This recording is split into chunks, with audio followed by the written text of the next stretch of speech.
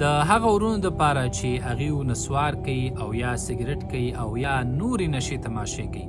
رمضان مبارک هغوی دپاره یو ګولډن چانس دی، یو بهترینه موقع ده چې الله سبحانه وتعالی موږ ټولو ته راکړې ده چې دې کې غلط عادتونه ګناهونه هغه پرېږدو.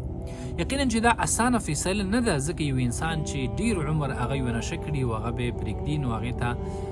ذهني بوج وي ورباندې او تکلیف کې وي، لیکن د الله سبحانه وتعالی چې کله انسان پرېږدي نو الله یو ته اسانوي.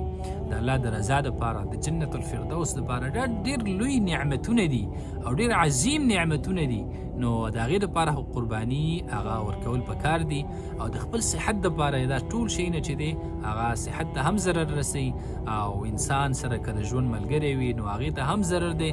ځکه د انسان د خولې نه بد بوی خیږي او نور هم انسان ته مالی او جانی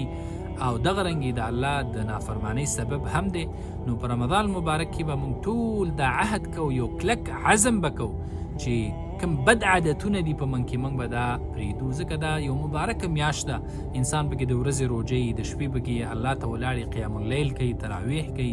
د قرآن کریم تلاوتونه کوي، د عبادتونو میاشت ده. نو هغه ملګري چې هغوی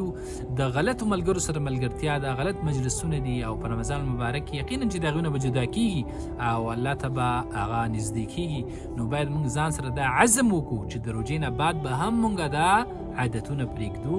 او د الله سبحانه وتعالی د رضا دپاره انشاءالله الله سبحانه وتعالی به موږ ته اسانۍ، لږ تکلیف به وي، خو